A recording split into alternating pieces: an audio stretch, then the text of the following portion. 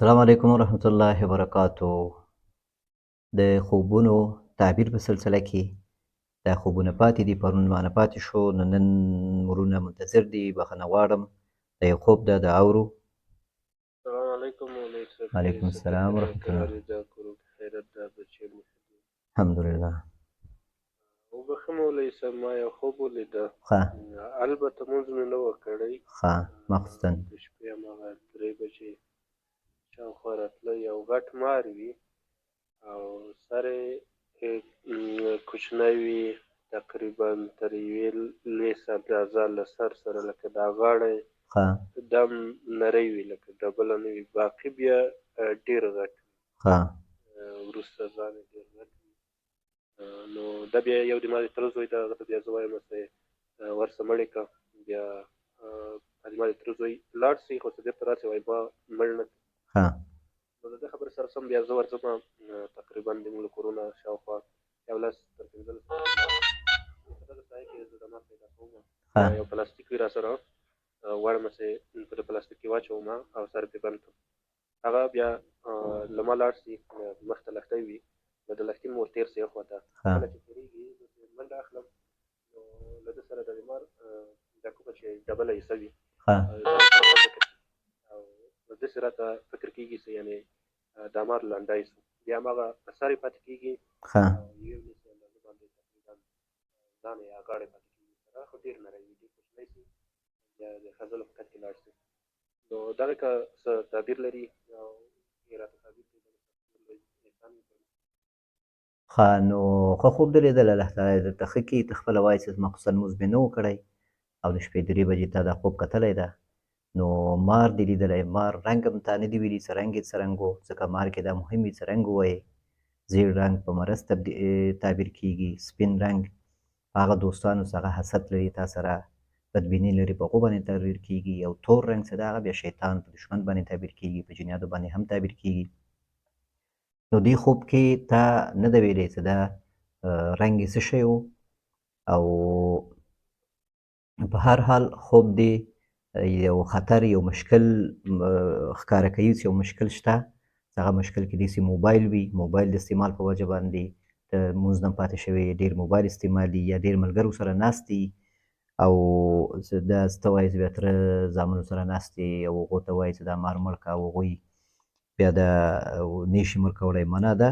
چې ته ډېر موبایل ته کښېنې یا د شپې ملګرو سره کښېنې، په دې وجه باندې ستا د کورنۍ نظام او د خپلوي دا شیان لږ ضرر ویني. خپل خپلوان سره رابطه ښه ساته، پلار سره، تره زامنو سره، او کوشش وکړه که موبایل کې ډېر مصروف وي نو موبایل کې ډېر ځان مه مصروفوه.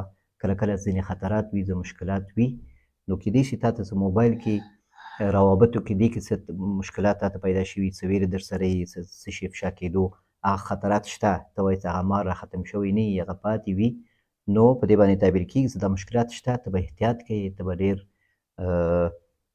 روابطو کې هر څه کې به دا به ډېر نه پراخوي، او فیسبوک کې، واتساپ کې هر چا سره رابطه و، په هر نوم چې هر څوک رابطه کوي، هر چا سره ډېر وخت تېرول، حتی هغو لپاره لمونځ پرېښودل مجلسونو کې، نو دا شیان ټول ضررونه دي. تا ته ټول مشکلات دي، خطرات دي، تا ته هغه ابرو ستا، ستا عزت ته خطرونه دي. مار اکثرا په داسې شیانو باندې تعبیر کېږي چې یو خطر وي انسان ته، مالي خطر وي یا صحي خطر وي یا د ابرو د عزت خطر وي. نو دغه خطراتو نه ته کوشش وکړه که غواړې چې ځان بچ کړې، نو همدغه طریقه ده چې ته که موبایل ډېر استعمالوې موبایل کم کړه، او که ملګرو سره ډېر وخت تېروې، کور ته ډېر نه راځې، دا کم کړه، لږ کنټرول کړه، او که خپلو خپلوانو ته دومره وخت نه ورکوې، دا لږ کنټرول کړه، او روابط دې دا لږ کنټرول کړه، نو چې تا ته څه شر ونه رسېږي. الله تعالی مو حفاظت وکړه، والله تعالی اعلم.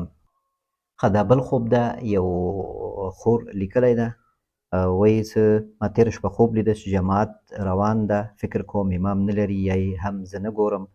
زه همدا لومړۍ صفو کې ولاړه یمه، دا د جماعت ټول خلک یوې خواته لمونځ کوي، مخ په قبله، خو زه په بغل لږ شا باندې ولاړه یمه، لمونځ کوم، خو زړه مې ډېر نارامه او ناقراره وي. یعنې ټول مخ په قبله لمونځ کوي، زه بغل په قبله لږ داسې شا باندې.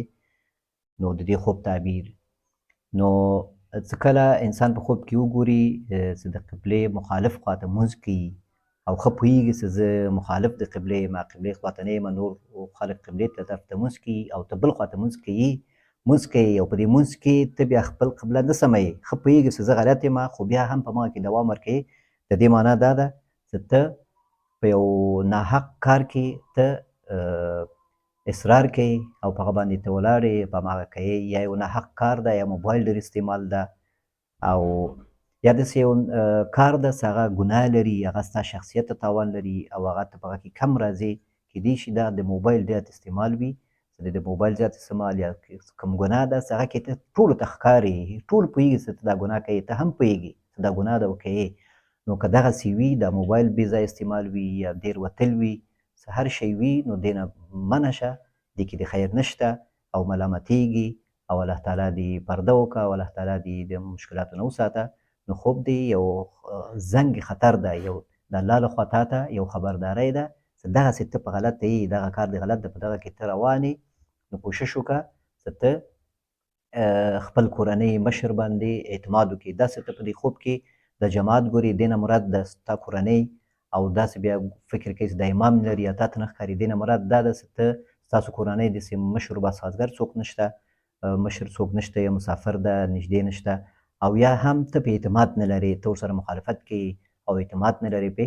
نو که دا دواړه صورتونه وي، نو کوشش وکړه چې دا مسایل اصلاح کړي، موبایل کم استعمال کړي، دې کې دې خیر ده انشاءالله، او الله تعالی دې مشکلاتو نه بچ کړه او الله تعالی دې حفاظت وکړه. والله تعالی اعلم. یو بل خوب ده، د یو خور خپل اواز یې پرېښې ده، لږه کې اورو. داسې خراب خوبونه ګورم، الله صاحب یوه بله خور ما ته شفقای خراب خوبونه ګورم. دا ویلې تهجدو ته چې کېږو، ذاتي هغه د خراب خوبونه ګورم. ښه. هغې وایي خوب دی، د خراب خوبونه خو نه وي.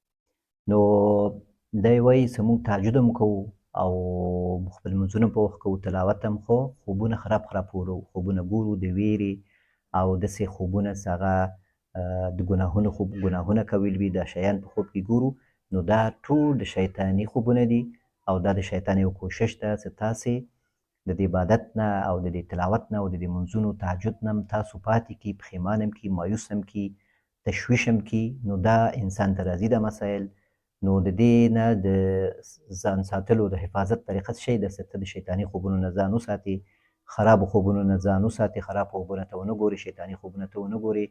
د دې د هغه اصلاح او د دې طریقه دا ده چې ته د شپې چې څمرې، نو د شپې وختي څمله او موبایل ډېر مه استعمالوه. د شپې بیخي د ماخوستن لمانځه نه وروسته موبایل مه استعمالوه او کوشش وکړه چې د ماخوستن لمونځ په خپل وخت وکړې او د ماخوستن لمونځ نه وروسته ډېر کښېنه مه او خپل هغه تلاوت او ذکر عبادت کوه او اذکار د خوب چې دغه پوره وایه او ډېر مه کښېنه، یعنې موبایل د شپې ډېر مه استعمالوه. دې سره انشاءالله مشکلات دې حل کېږي. دعا ډېر کوه، اذکار زیات وایه، د خوب چې کوم دعاګانې دي دا وایې ته هم او د همشیره هم چې هغه هم خراب خوبونه ګوري. نو دې تهجد نیت باندې څمرې، تهجد په وخت جګېږي او سنت طریقې سره هر څه وکړې انشاءالله. الله تعالی هم توفیق درکړي نور هم د عبادت او الله تعالی هم دا مشکلات حل کړه. والله تعالی اعلم.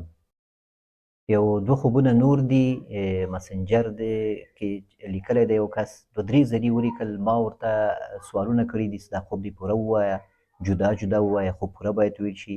نو دی خوب یې پوره نه دی ویلی، ویلي دي چې باغ مې په خوب کې لیدلی او سیل مې په خوب کې لیدلی. ما ترې پوښتنه کړی، سوال مې ترې کړی چې دا خوب دې پوره ولیکه او تفصیل سره ولیکه، اول او آخر د خوب معلوم کړه. دی بیا هماغه خپل خبره کوي، خوب کې مې سیل لیدلی، سیل او باغ مې لیدلی ده. نو دا خوب په دې اندازه باندې نه تعبیر کېږي.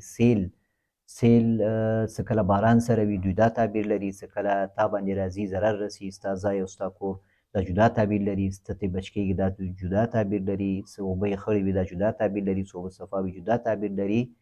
او دا باغ څه ده دا هم جدا جدا تعبیر لري، چې باغ څه ده دا شنه بوټي دي پکې یا ونې دي، څه شي ونې دي، میوه یې لري نه لري، میوه ته خورې نه خورې، خواږه دي ترخه دي، چنجن دي، څنګه دي. نو دا خوب ټول جدا جدا تعبیرونه لري. یوازې موږ نشو ویلی چې ته باغ موږ ته تعبیر کړه او یا سیل موږ ته تعبیر کړه، دا دواړه دا نشي کېدی.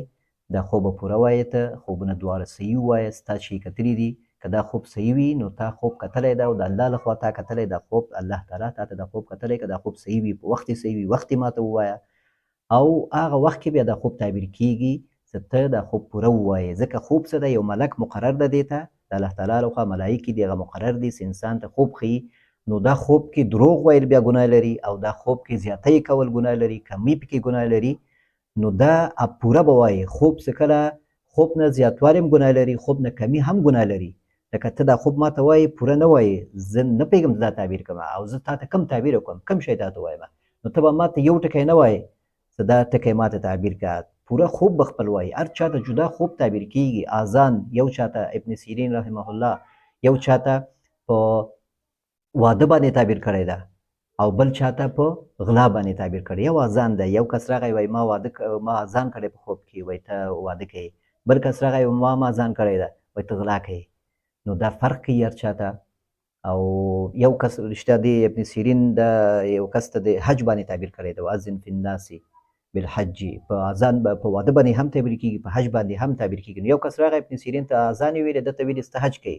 بل کس راغی وایي اذان مې کړی ده په خوب کې، وایي ته غلا کوې. نو دا دومره مهم ده خوب څه پوره باید ویل شي او خوب نه څه کومې پوښتنې کېږي، څه لږه کې معلومات ماته پیدا شي، خوب دې پوره ووایي بیا تعبیر کېږي.